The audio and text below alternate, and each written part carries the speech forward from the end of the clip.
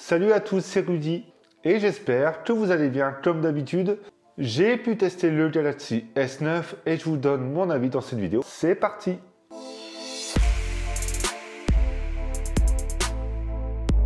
Alors je n'étais pas très emballé à tester le Galaxy S9, je vous l'admets, je l'ai eu en main et je me suis dit pourquoi pas le tester et avoir finalement un avis après plusieurs jours avec ce smartphone. Et je n'ai pas sauté au plafond car pour moi c'est vraiment une évolution du Galaxy S8.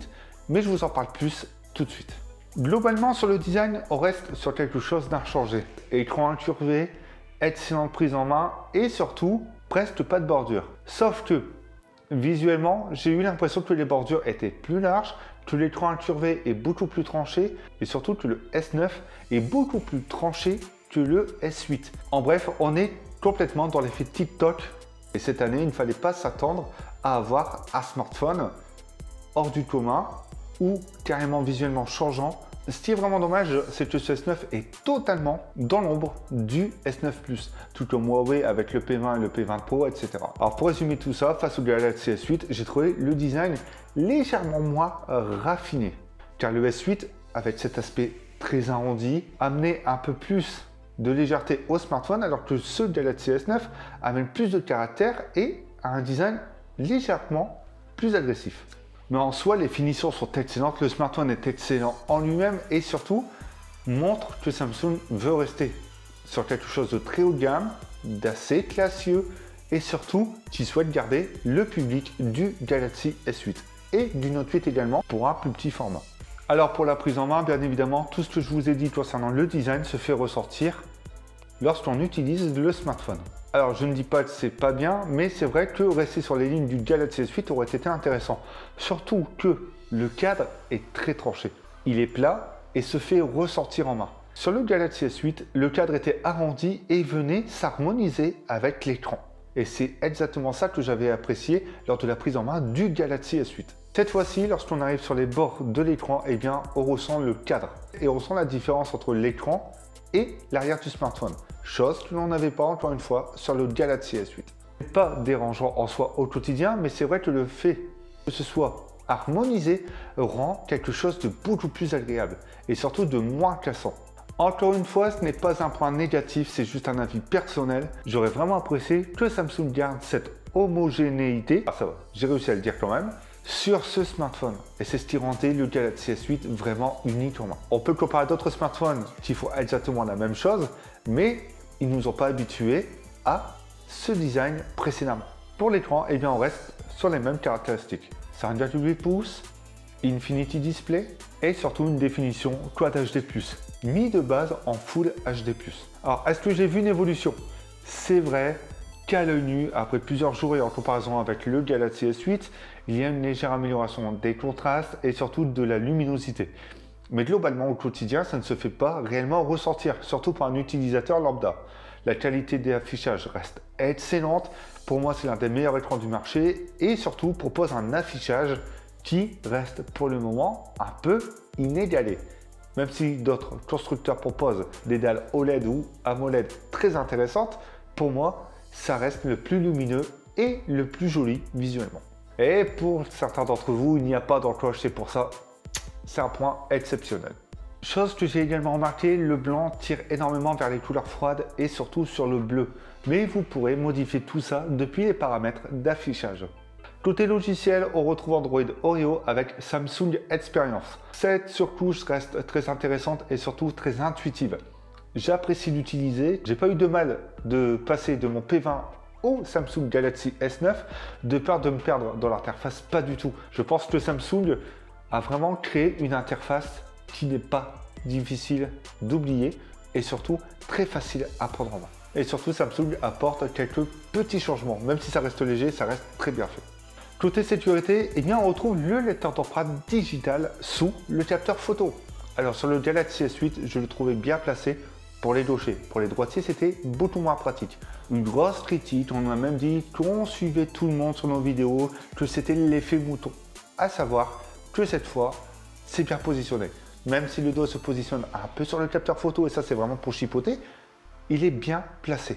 Et on rejoint un peu ce qu'a fait Samsung avec les Galaxy A.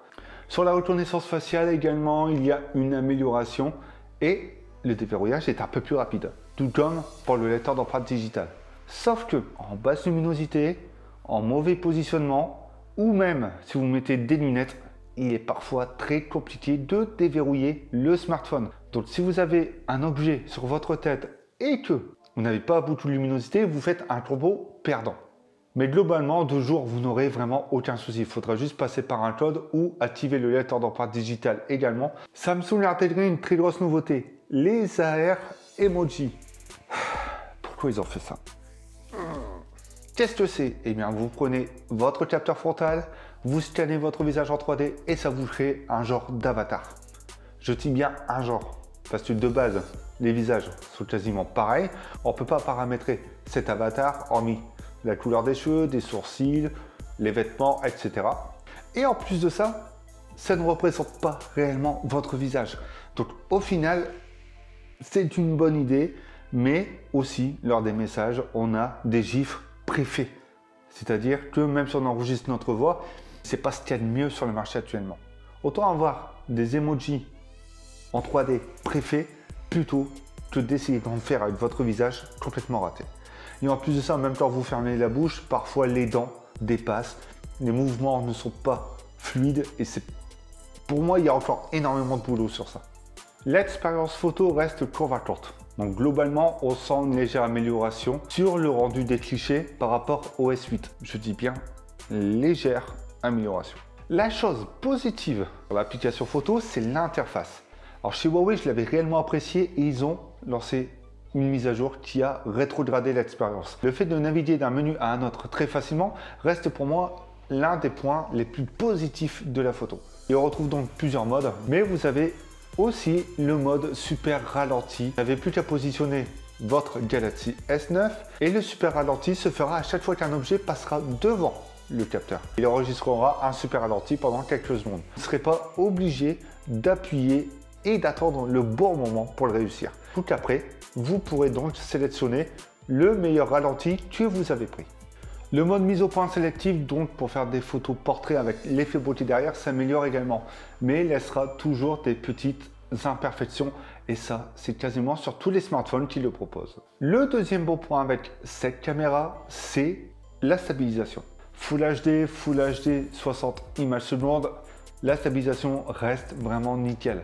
Même en 4K, on sent encore une fois que Samsung l'améliore face au Galaxy Note 8. Et la stabilisation en 4K 60 images secondes est plutôt pas mal. Même si vous aurez toujours des tremblements, ce qui est normal parce que c'est assez compliqué à stabiliser, et bien au final, vous aurez quand même quelque chose d'assez bon, surtout si vous filmez avec le smartphone sur un trépied. Grande nouveauté, vous pourrez mettre deux cartes SIM ou tout simplement une carte SIM et une carte SD dans le slot adéquat.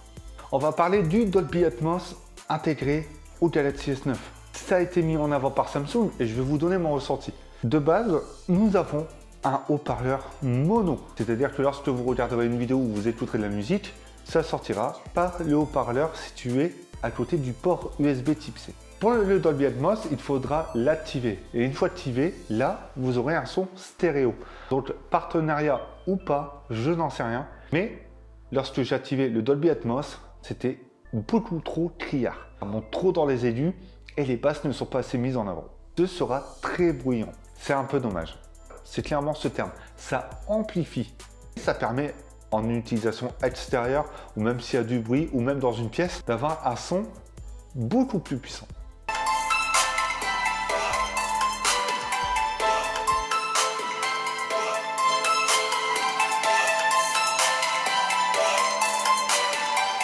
Côté performance, c'est bien, l'Exynos 9810 fait son travail.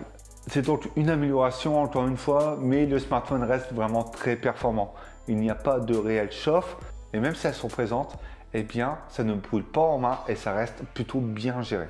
Donc que ce soit en jeu, navigation web, en 4G, ce que vous souhaitez, pas de lag, pas de long temps de chargement, le smartphone reste performant quoi qu'il arrive.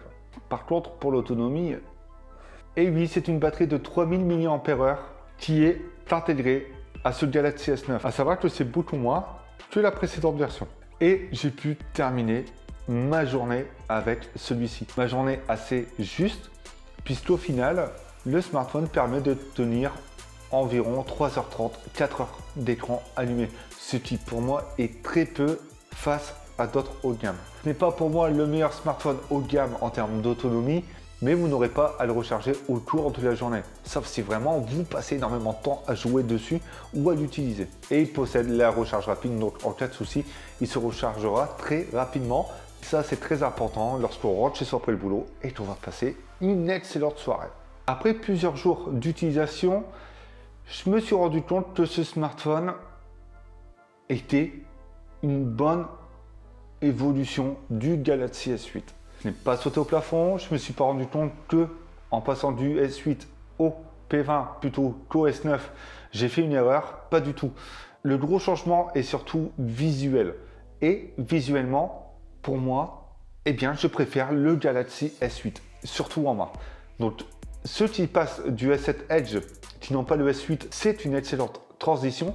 Mais actuellement, le Galaxy S8 offre la même chose avec, pour ma part, un plus beau design, une meilleure prise en main, beaucoup moins cher. J'attends vraiment que Samsung annonce son prochain smartphone, non pas le Note 9, mais plutôt le pseudo S10 qui va arriver et qui proposera réellement quelque chose en termes de design, de prise en main et d'innovation. Maintenant que vous connaissez mon avis sur ce Galaxy S9, c'est à vous de donner le vôtre dans les commentaires. N'hésitez pas à me poser toutes vos questions. Si vous avez apprécié cette vidéo, n'hésitez pas à liker, mais également à vous abonner. Donnez votre avis sur les autres produits testés sur la chaîne, mais également sur avismobile.fr. Et nous, on se retrouve bientôt pour d'autres vidéos.